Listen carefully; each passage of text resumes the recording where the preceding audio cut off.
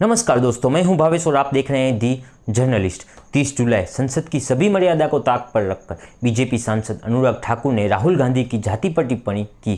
कांग्रेस समेत सभी विपक्षी दल बेहद ही आक्रामक हैं। हाँ, स्पीकर ने इस बात को लोकसभा की कार्यवाही से स्पंज कर दिया, लेकिन कांग्रेस के साथ ही सभी विपक्षी दल एक्शन के मूड में हैं। सबसे पहले हम देखते हैं कि क्या हुआ संसद भवन। ओबीसी की बात, जनगणना की बात बहुत की जाती है।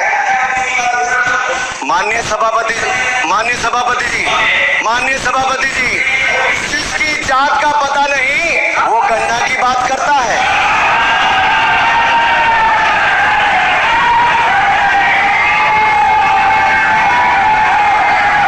जिसकी जात का पता नहीं वो गणना की बात करता। बोलने का मन क्या? स्पीकर सर, सर माइक नहीं है सर, माइक यहाँ से नहीं जाती। स्पीकर सर, जो भी माइक आ जाए। स्पीकर सर, जो भी इस देश में दलितों की, आदिवासियों की, पिछड़ों की बात उठाता है, जो भी उनके लिए लड़ता है, उसको गाली खाना ही पड़ता है। और मैं ये सब गालियां खुशी से खाऊंगा, क्योंकि महाभारत की बात हुई तो महाभारत में अर्जुन को सिर्फ मच्छी की आंख दिख रही थी, उसी प्रकार मुझे सिर्फ मच्छी की आंख दिख रही है। जाति जनगणना हम करा के दिखाएंगे। खत्म। आपको जितनी गाली देनी है आप दीजिए, हम खुशी से लेंगे। आपने देखा कि राहुल गांधी को टारगेट करते हुए अनुराग ठाकुर ने कहा कि जिनकी खुद की जाति का पता नहीं है वे जातिगत जनगणना की मांग कर रहे हैं, जिसके जवाब में राहुल गांधी ने कहा कि आप चाहे मुझे जितनी भी गालियां दे दे, आप चाहे मुझे जो भी कहे ले, लेकिन जातिगत जनगणना का मुद्दा मैं उठाता रहूँगा। और साथ ही उन्होंने ये भी कहा कि अनुराग ठाकुर के पास से उनको माफ़ी की कोई भी अपेक्षा नहीं है। लेकिन कांग्रेस समेत पूरा विपक्षी दल बेहद ही आक्रामक है। चलिए देखिए इस मुद्दे पर क्या कहा अखिलेश। मेरा आपसे केवल इतना निवेदन है, माननीय मंत्री रहे हैं, बड़े दल के नेता हैं, मंत्री रहे हैं, बड़ी बात कर रहे थे, मैं महाभारत शकुनी ये सब बातें कह रहे थे, दुर्योधन तक यहाँ ले आई है। वे केवल सभापति महोदय, इनसे ये पूछना चाहता हूँ, आपने जाति कैसे पूछ ली, ये बताइए बस। आप जाति कैसे पूछ सकते हैं? आप बताएं, जाति कैसे पूछ सकते हैं? आप पूछ के दिखाओ जाति को। हमने देखा कि अखिलेश यादव बेहद ही आक्रामक है। उनके रुख से साफ नजर आ रहा है कि पूरा विपक्ष इस पर एक्शन के मूड में है। इसके बाद तुरंत समाचार आते हैं कि कांग्रेस सांसद चरणजीत सिंह चन्नी ने एक नोटिस इश्यू है कि कल हिमाचल से अनुराग ठाकुर जी ने एमपी हैं जो उन्होंने जो अपनी स्पीच दी है उसमें बहुत सारे ऑब्जेक्शनेबल शब्द बोले और बहुत सारी ऐसी बातें की जो कि मान्य नहीं है और जिनको लोकसभा के स्पीकर साहब ने अपने वहाँ से एक्सपंज कर दिया।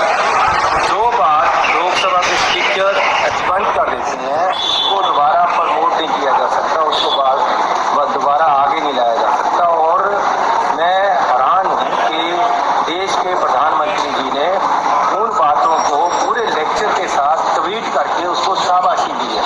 जो कि मैं ये पूछना चाहता हूँ कि आप लोगों का दलित, ओबीसी, आदिवासी, पिछड़े वर्ग, मिनॉरिटी से लड़ाई क्या है? क्यों आप जो उनकी बात होती है उसको बुरी बात ज़्यादा प्रमोट करते हैं? इसलिए मैंने दिया है और जो स्पीकर साहब अगर उनको मानेंगे तो कर देंगे। अगर मामला साबित होता है तो अनुराग ठाकुर को जेल जाना पड़ सकता है। सबसे पहले जानते हैं कि क्या होता है विशेष अधिकार हनन नोटिस। विधानसभा, विधान परिषद और संसद के सदस्यों के पास कुछ विशेष अधिकार होते हैं। सदन के अंदर जब इन विशेष अधिकार का हनन होता है, इन अधिकारों के खिलाफ कोई काम करता है, उसे विशेष अधिकार हनन कहते हैं। जब कोई व्यक्ति या प्राधिकरण व्यक्तिगत रूप से संसद के सदस्यों और सामूहिक रूप से सदन के किसी विशेष अधिकार की अवहेलना करता है या उन्हें चोट पहुंचाता है तो उसे विशेष अधिकार हनन कहा जाता है। सदन में अगर कोई ऐसी टिप्पणी करता है जिससे सदन की गरिमा को ठेस पहुंचे तो ऐसी स्थिति में उस सदस्य पर सदन की अवमानना और विशेष अधिकार हनन के तहत कार्यवाही की जा सकती है।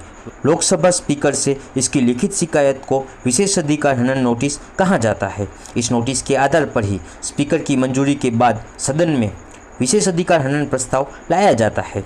ये प्रस्ताव सदन के किसी भी सदस्य द्वारा पेश किया जाता है, जैसे इस बार चन्नी ने दिया है। लोकसभा नियम पुस्तक के अध्याय 20 के नियम संख्या 222 और राज्यसभा की नियम पुस्तिका के अध्याय 16 के नियम 187 विशेष अधिकार को नियंत्रित करते हैं। इसके मुताबिक सदन का सदस्य अध्यक्ष या सभापति की सहमति से एक सवाल उठा सकता है जिससे सदन या किसी समिति के विशेष अधिकार का मामला शामिल है। संविधान विशेषज्ञों की माने तो संसद के सदस्यों को विशेष अधिकार दिए गए हैं, उसका मकसद सत्ता को किसी भी हाल में बेलगाम होने से रोकना है। विशेष अधिकार हनन नोटिस के अंतर्गत स्पीकर या राज्यसभा के सभापति 15 लोगों की एक टीम बनाते हैं जो कि देखते हैं कि यह प्रस्ताव सही है या नहीं। अगर यह प्रस्ताव सही पाया जाता है तो वह दोषी व्यक्ति को सजा की सिफारिश कर सकते हैं। हालांकि ऐसा कम ही होता है कि ऐसा कोई प्रस्ताव पास हो, क्योंकि कोई भी नहीं चाहेगा कि अपनी खुद की सरकार के खिलाफ जांच हो, और भूतकाल में भी ऐसा हुआ है। मात्र इंदिरा गांधी के खिलाफ ही एक बार ऐसा कोई प्रस्ताव पास हुआ था, और इस बार भी कोई उम्मीद नहीं है कि ऐसा कोई प्रस्ताव पास हो सके। इस मुद्दे पर आपकी क्या राय है, कमेंट में ज़रूर बताएं।